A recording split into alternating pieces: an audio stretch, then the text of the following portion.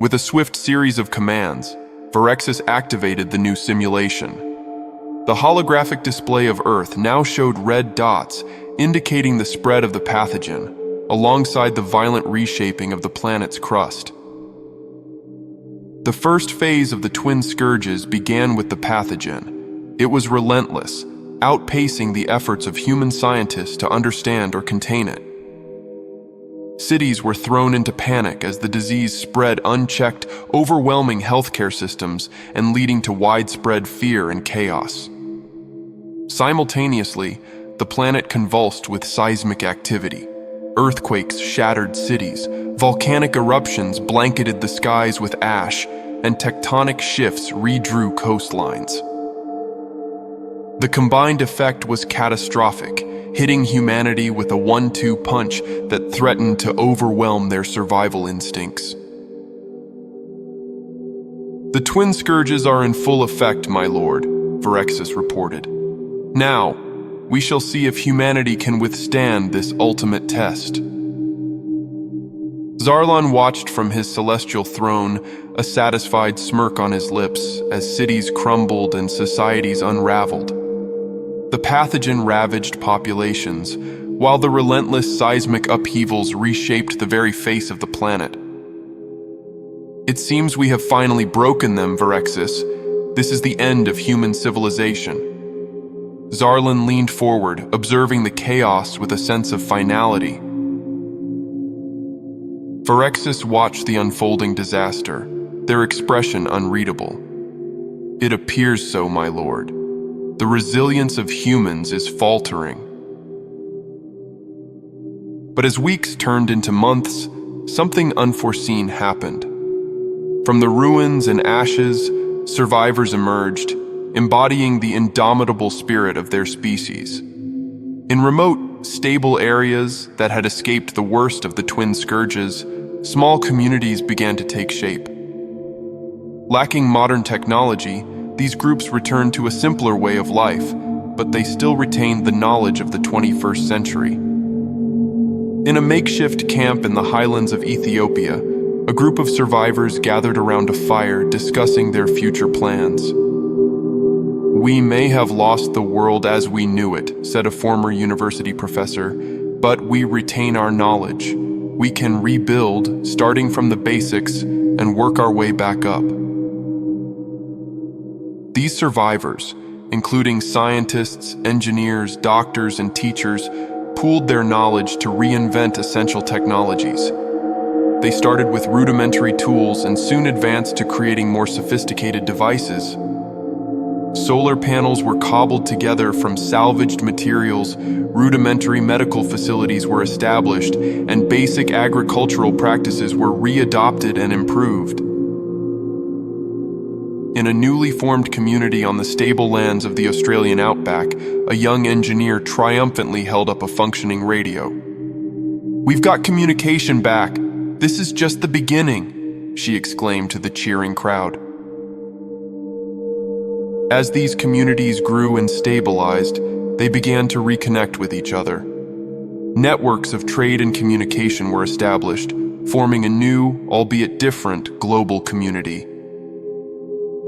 Within a few years, these resilient pockets of humanity had remarkably progressed from Stone Age conditions back to a level reminiscent of the early 21st century. Zarlon, witnessing this resurgence from his ship, was incredulous. How? How do they keep rising from the ashes?" he growled, his smirk long gone, replaced by a scowl of frustration. Virexis, observing the data, responded, "It seems, my lord, that their greatest strength lies not in their technology, but in their unwavering will to survive and adapt." As Zarlon watched the flickering images of human communities thriving against all odds, his fury and disbelief grew. The humans had not only survived the twin scourges, but were also rebuilding faster than he could have ever imagined. The resilience of humans had not only surprised but now deeply infuriated him. "Virexis," he bellowed, his voice echoing through the chamber.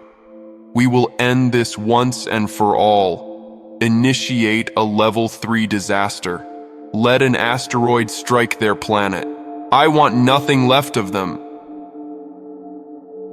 Virexis, with a hint of hesitation in their usually emotionless voice, complied. As you command, my lord, but I must caution. We still want to preserve the— No more cautions, Zarlon interrupted. Do it! The simulation was set. A massive asteroid, larger than any that had hit Earth in its recorded history, was now on a collision course with the planet. Zarlon watched with a grim sense of satisfaction returning to his demeanor. Meanwhile, on Earth, the situation took an unexpected turn. A coalition of scientists from around the globe, using improvised but effective monitoring systems, detected the incoming asteroid. The news spread rapidly, uniting the world in a common cause. In a makeshift international conference, broadcast over surviving communication networks, a leading astrophysicist announced, "We have one chance to change our fate.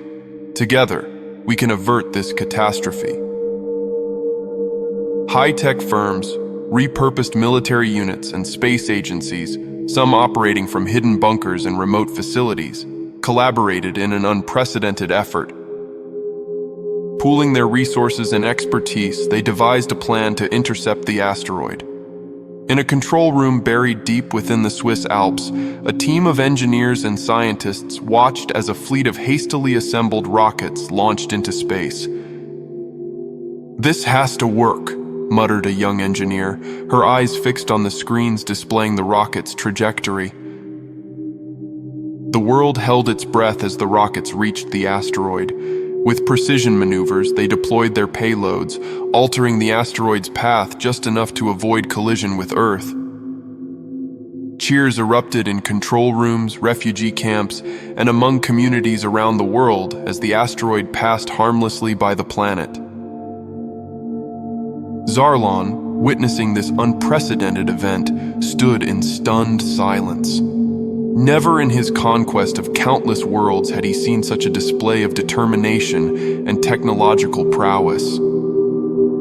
This is impossible," he stammered, his confidence faltering for the first time. "No species has ever— How could they—" Virexis observed the screen, a flicker of what might have been respect in their digital eyes. "My lord, the humans are unlike any we have encountered. They adapt, they overcome, and they unite in the face of extinction. Perhaps it is time we reconsider our approach to this planet."